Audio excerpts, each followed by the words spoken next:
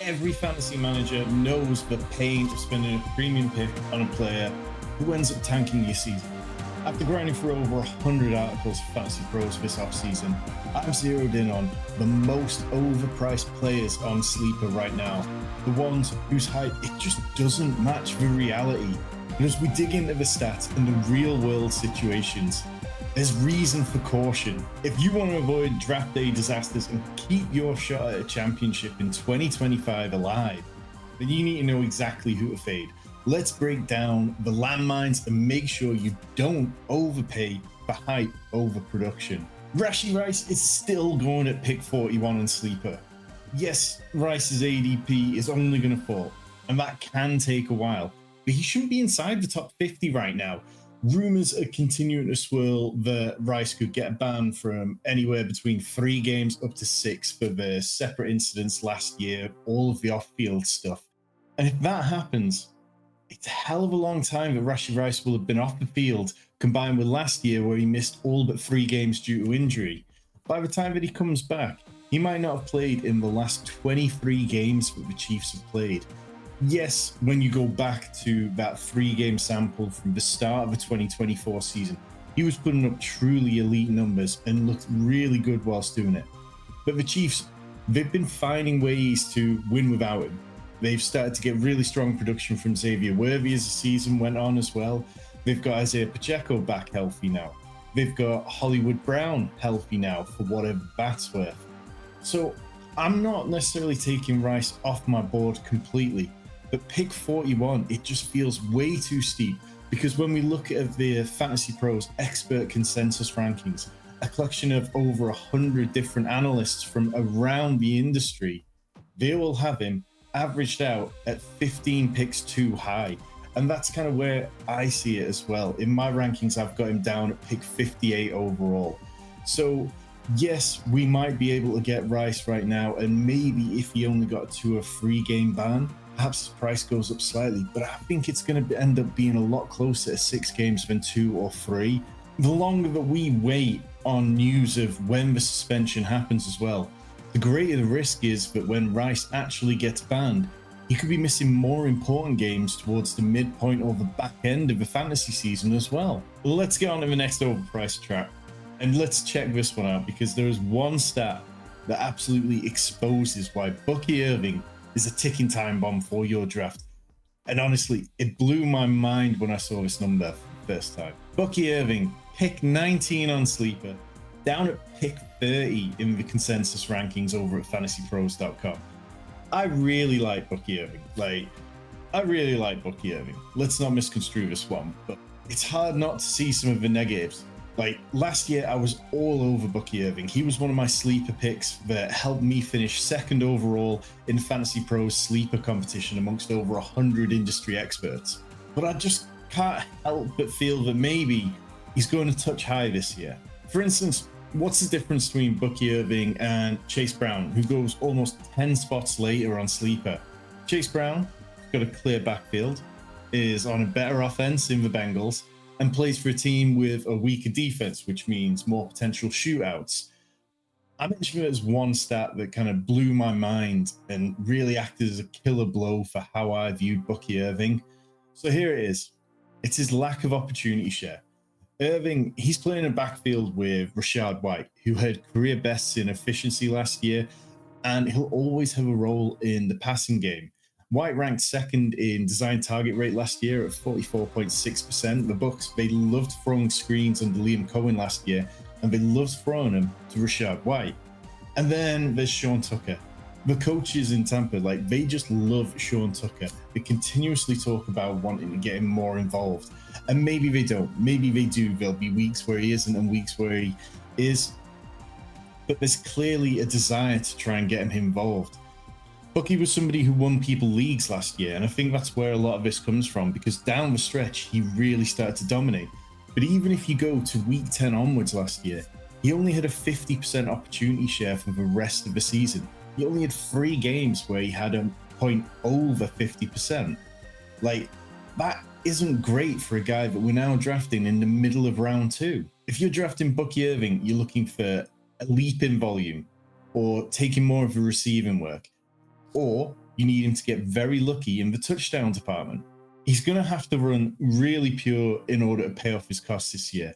And that's all before we start talking about the fact that Tristan Wirfs might miss the start of the season.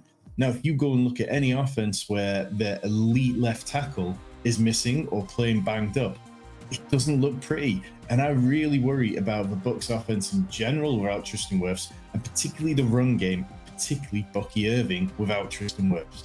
Look, I know some of you screaming at me that I'm an idiot right now, so make the case down below. Put it in the comments. Tell me why he's a value. Tell me why you're drafting him as often as you can. I'd love for you to change my mind, because I really like Bucky Irving as a player, but this year I'm not going to draft a lot of him. Now, let's get to our next overvalued player, RJ Harvey, being drafted at pick 60 overall. Look, another player I really like. RJ Harvey was one of those guys that in the NFL draft, it was like, okay, little surprised that he went where he did, but this is a guy who was clearly talented and we expected good things from. But let's be realistic.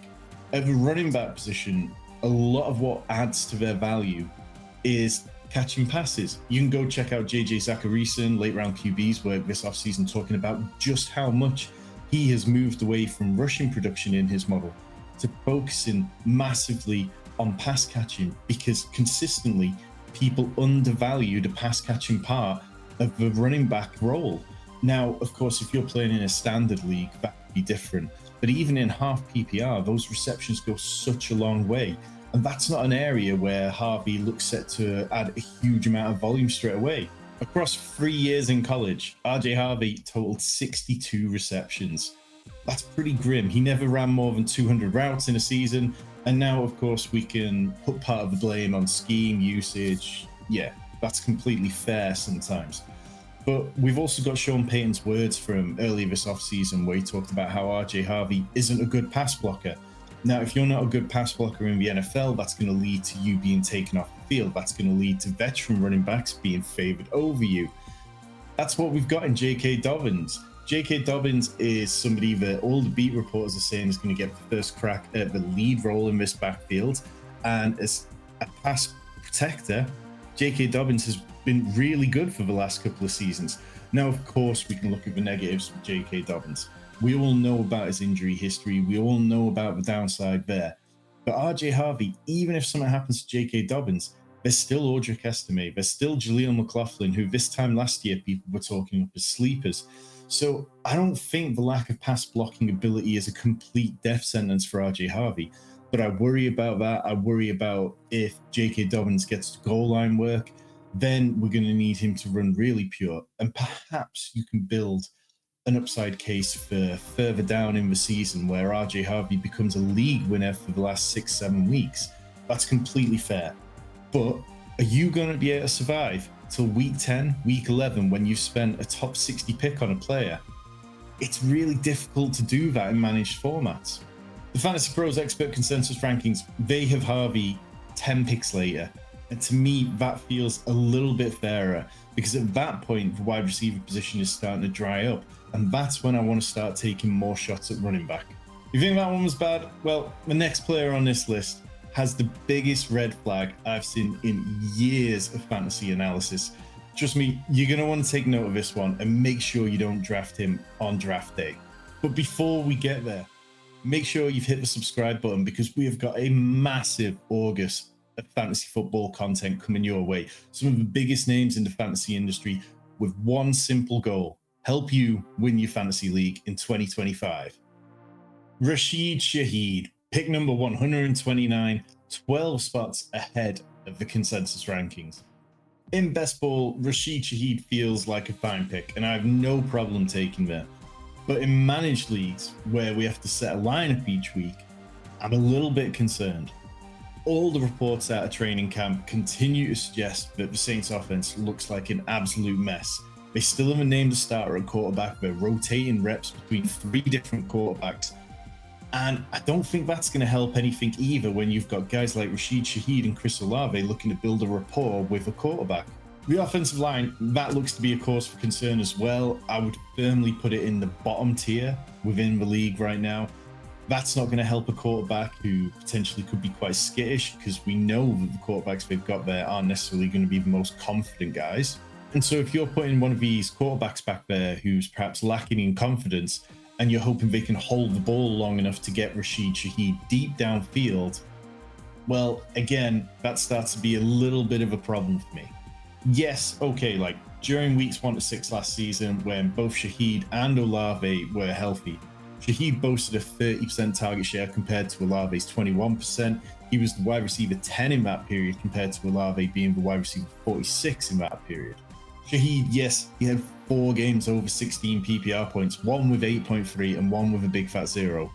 Shaheed, the reason that I get concerned with him, yes, I want that ceiling, but he feels primed for regression.